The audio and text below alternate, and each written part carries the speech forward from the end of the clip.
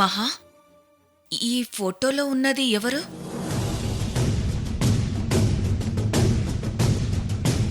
నేను, మా అక్క, మా చెల్లి.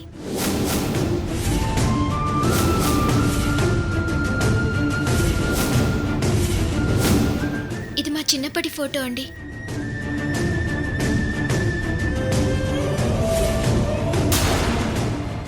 వాళ్ళిప్పుడు ఎక్కడ ఉన్నారు? అది కూడా తెలియదండి. చిన్నప్పుడే మేం విడిపోయాం.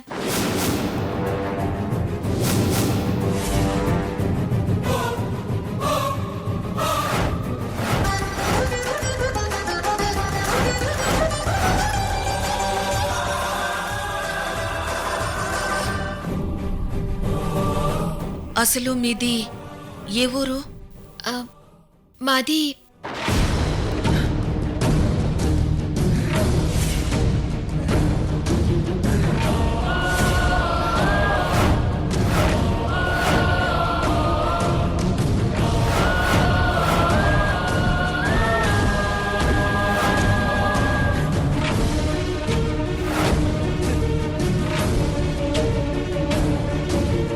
అలా మేము విడిపోయాం.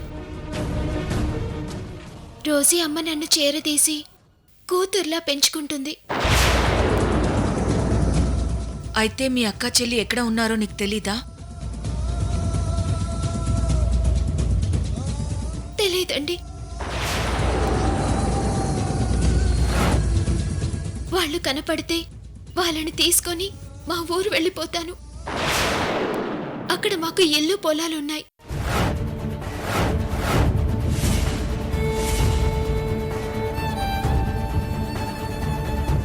చెల్లంటే నాకు చాలా ఇష్టమండి. తప్పిపోయే టైంకి తను చాలా చిన్న పిల్ల.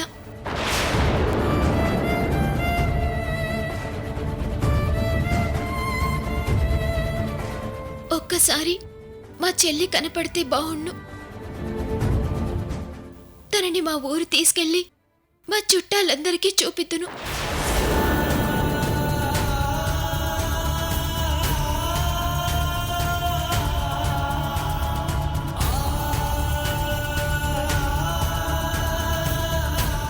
అదేంటండి అలా చెమటలు పట్టేశాయేంటి?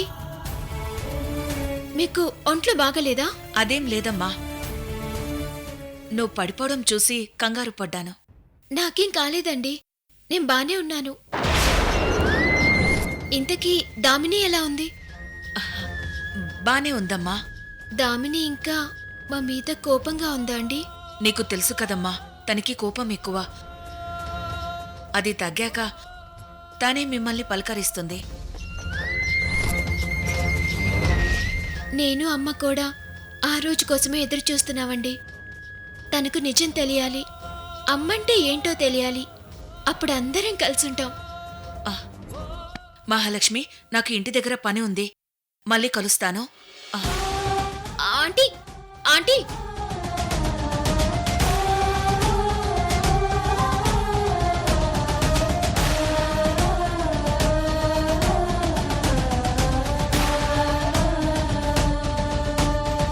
అదేంటి ఆవిడంతా హడావిడిగా వెళ్ళిపోతున్నారు? నన్ను కలిసినట్టు దామినికి తెలిస్తే గొడవ పడుతుందనేమో.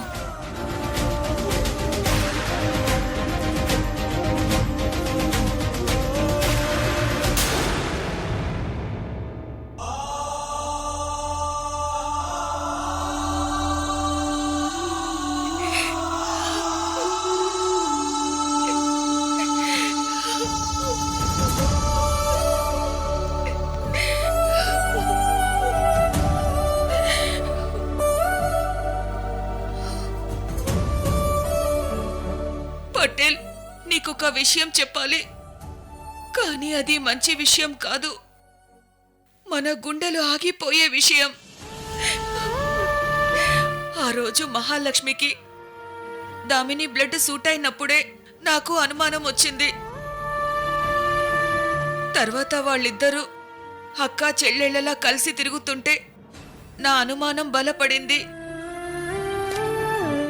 ఏ పేగుబంధమో వీళ్ళని కలుపుతుంది అనుకున్నాను.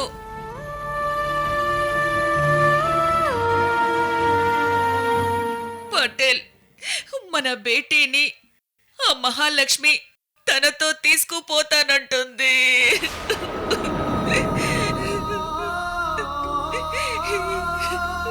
ఎంత కష్టపడి పెంచుకున్నాం పటేల్. తన మీద ఎన్నో ఆశలు పెట్టుకున్నాం. ఈరోజు వాళ్ళు వస్తే ఇచ్చేయాలా?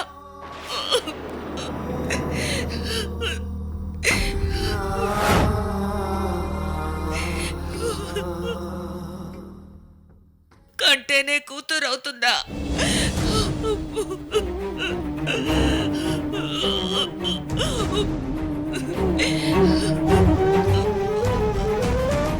ప్రాణంగా పెంచాను.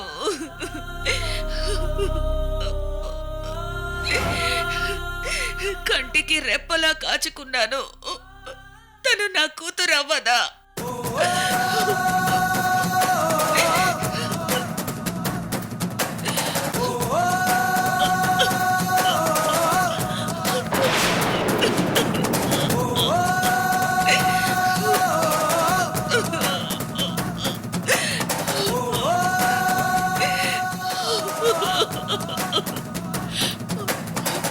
నువ్వు చాలా అదృష్టవంతుడివి పటేల్. జరుగుతున్నవేవి నీకు తెలీదు. తెలిస్తే నాకంటే ఎక్కువ బాధపడేవాడివి.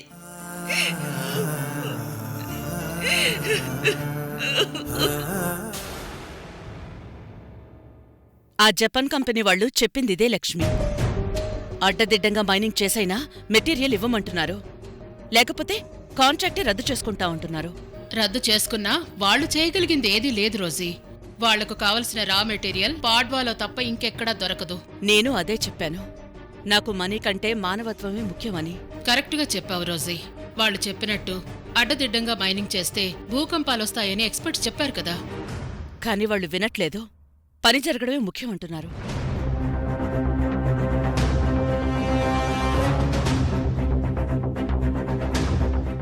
రోజీని ఇరిటేట్ చేసే ఏ సిచ్యుయేషన్ని నేను వదులుకోకూడదు. నువ్వేమంటావు? అసలు వాళ్ళు రోజీ అంటే ఏమనుకుంటున్నారు? ఆ ఈడియట్స్తో నేను మాట్లాడతాను. ఏంటి వాళ్ళతో మాట్లాడేది? నేను వాళ్ళకి ఏ బిజినెస్ వద్దని చెప్పేశాను. అయ్యో, అలా ఎందుకు చేసావు రోజీ? ఇక్కడ మనం డీల్ వదులుకుంటే ఇంకో డీల్ రావడానికి టైం పడుతుంది. అంతవరకు ఇక్కడ జనానికి పనుండదు, ఫుడ్ ఉండదు. అంతేకాదు, ఇదేదో మనం కావాలని చేశామని మనకు వ్యతిరేకంగా ఆ దామిని ప్రచారం చేసినా చేస్తుంది. దామిని గురించి పక్కన పెట్టు. ఊరి జనం గురించైతే తప్పకుండా ఆలోచించాలి. అందుకే ఏదైనా జపాన్ కంపెనీ వాళ్లతో మాట్లాడి పాత డీల్కే ఒప్పిస్తాను. ఏమో, వాళ్ళు నాకు నచ్చలేదు. వాళ్ళతో బిజినెస్ కూడా నాకు ఇష్టం లేదు. ఇక నీ ఇష్టం లక్ష్మి.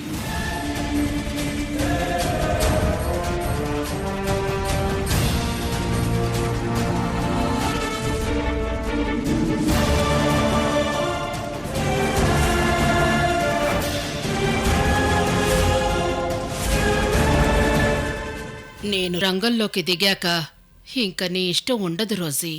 అంతా నా ఇష్టమే. చూస్తూ ఉండు.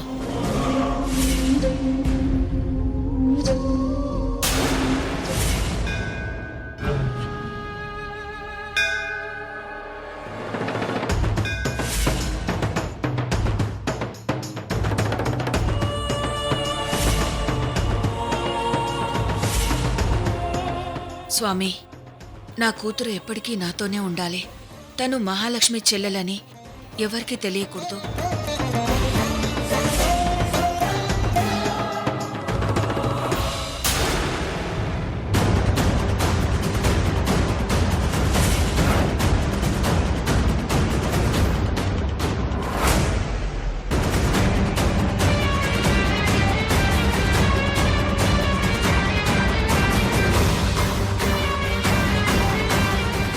ఫైర్ ఇంజన్లా పరిగెడుతుంది. ఇలా అయితే ఇవిని పట్టుకోలేం.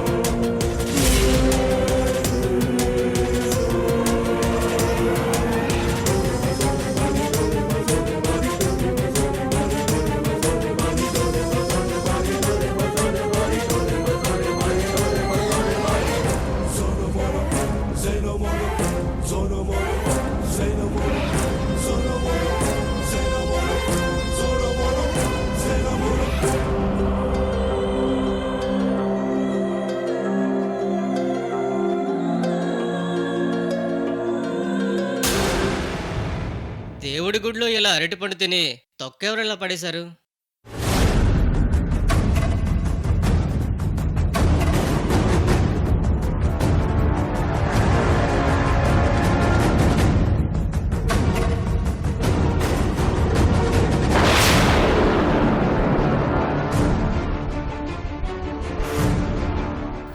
వీడెవడు ఆ తొక్క పట్టుకుపోతున్నాడు? ఛ!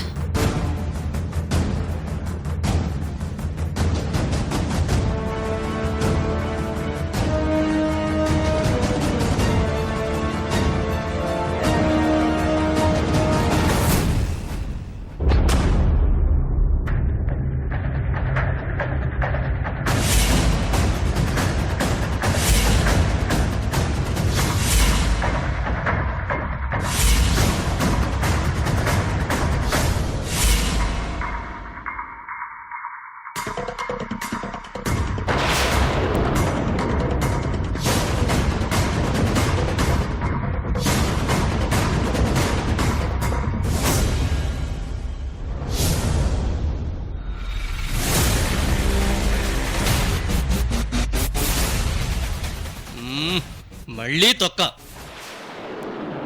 ఈసారి తొక్క వేసిన వాడిని తొక్క తీయాలి.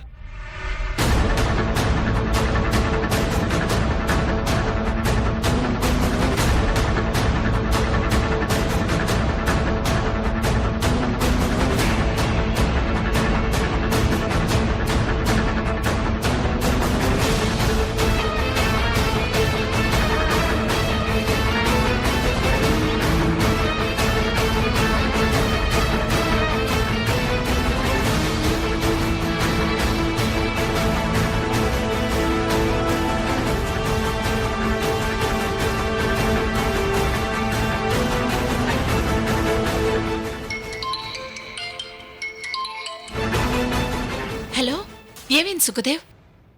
హలో, నువ్వేం చెప్తున్నావు నాకు వినపడట్లేదు. బయటకు వచ్చి మాట్లాడుతా నాగు. హలో,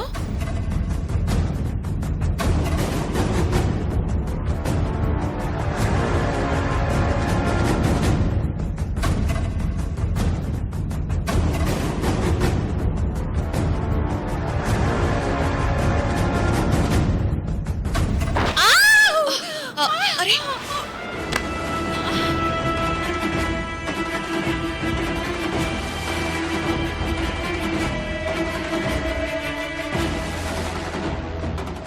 జాగ్రత్తగా చూసి నడవండి. ఎవరో పాపాత్ములు గుడిలో అరటి తొక్కలు వేశారు. థ్యాంక్స్ అండి. గుళ్ళో సెల్ ఫోన్ మాట్లాడకూడదు. ముందు దాన్ని ఆఫ్ చేయండి. అలాగేనండి. రండి, దైవదర్శనం చేసుకుందాం.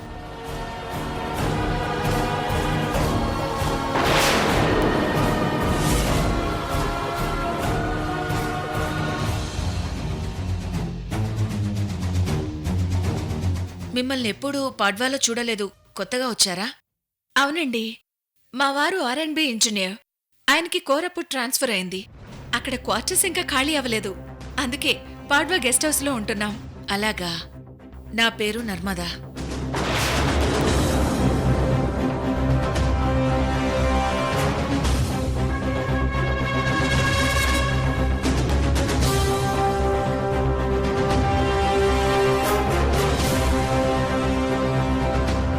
ఓ,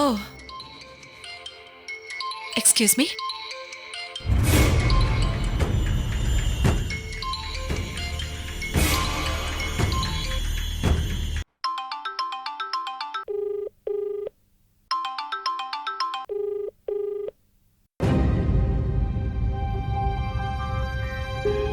హలో, రోజీ, ఎలా ఉన్నావు? నేను బావున్నానండి. మీరు బావున్నారా? వెళ్ళిన పని పూర్తయిందా? పూర్తయింది రోజీ. కొత్త వాళ్ళని కొంతమంది రిక్రూట్ చేసుకున్నాను. మరికొంతమంది పాత వాళ్ళని సెట్ చేశాను. మన ఆఫీస్ మళ్ళీ దారిలో పడింది. శాలిని కలిసారా? తన ఆరోగ్యం ఎలా ఉంది ఇప్పుడు? కలిశాను, అంతా బాగానే ఉంది. రెగ్యులర్గా మన డాక్టర్ దగ్గరే చెక్ చేయించుకుంటుందంట. వాళ్ళ అత్తగారేమీ గొడవ చేయట్లేదు కదా? లేదు రోజీ, నువ్విచ్చిన వార్నింగ్తో ఆవిడ సెట్ అయిపోయింది. శాలినిని చాలా బాగా చూసుకుంటుందంట.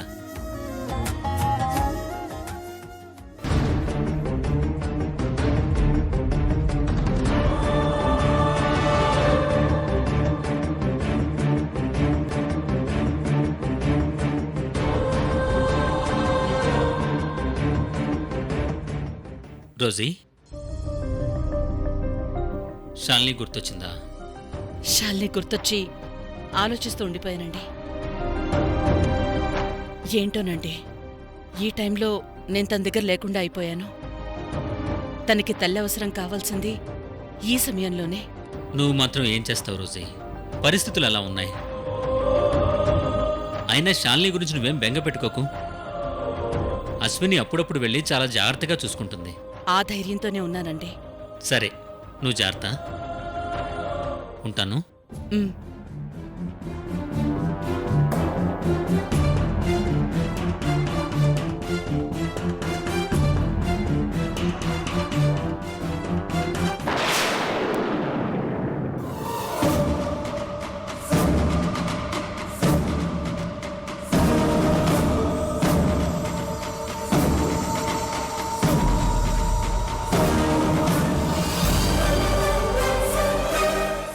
నర్మదా బాబి కారు పాడైందన్న సంగతి సంధ్యా మేడంకి చెప్పాలి.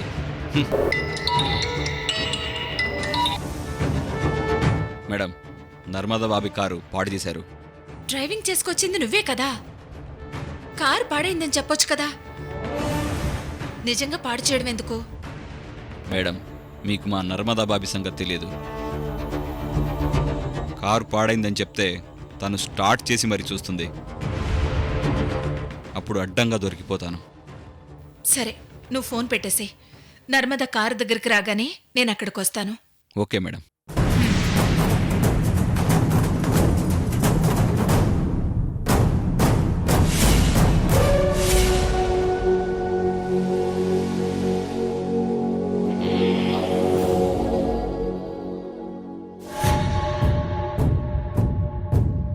ఏంటంట వాడి గోల? లక్ష్మి మేడం, రోజీ గారితో మేము వ్యాపారం గురించి మాట్లాడాం, కానీ ఆ రోజీ గారు ప్రజల గురించి మాట్లాడుతున్నారు. ఆ రోజు ఎప్పుడూ అంతే, తన గురించి కాక ప్రజల గురించి ఆలోచిస్తుంది. అలా అయితే వ్యాపారం ఎలా చేయగలమండి? రోజీ గారు మాటలు విన్నప్పటి నుంచి మా బాస్ తెగ టెన్షన్ పడిపోతున్నారు. ఈ టెన్షను రోజీతో బిజినెస్ ఒప్పందం చేసుకోక ముందు ఉండాలి. ఆ రోజీకి బ్రతకడం తెలీదు, వ్యాపారం చేయడం అస్సలు తెలీదు. అంటే లక్ష్మి ఆంటీ జపాన్ వాళ్ళని కలవటానికి వెళ్ళిందా? అవును లోకే, నేనొద్దన్నా తను మాట్లాడతానని వెళ్ళింది. వాళ్ళతో మాట్లాడటం దేనికమ్మా? బిజినెస్ కట్ చేస్తామంటే వాళ్లే దారికొస్తారు. ఆ జపాన్ కంపెనీ వాళ్లతో ఒప్పందం రద్దు కావటం లక్ష్మికి ఇష్టం లేదు లోకి. అందుకే వాళ్లతో మాట్లాడడానికి వెళ్ళింది. రోజీ లాంటి వాళ్లతో వ్యాపారం చేస్తే మీరు మునిగిపోతారు. మా భయం కూడా అదే మేడం. కానీ ఆ రోజీ గారు రా మెటీరియల్ తన దగ్గర తప్ప ఇంకెక్కడా దొరకదని భయపెడుతున్నారు. అది నిజమే, అంత మంచి రా మెటీరియల్ ఇక్కడ తప్ప ఇంకెక్కడ దొరకదు. కానీ ఆ రోజీ మైనింగ్ చేయనివ్వదు. ప్రజల ప్రాణాలకి నష్టం కలిగించే బిజినెస్ నేనొద్దనుకున్నాను. కానీ ఈ బిజినెస్ వల్లే ఈ ఊరు వాళ్ళకి పని దొరుకుతుంది, ఫుడ్ దొరుకుతుందంటే నేను కాదనలేకపోయాను. సరే, వెళ్ళింది కదా, ఏం జరుగుతుందో చూద్దాం.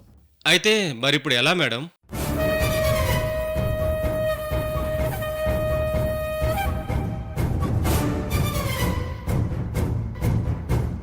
నేను చెప్పినట్టు చెయ్యండి, మీ బిజినెస్కి ఎలాంటి ప్రాబ్లమూ ఉండదు.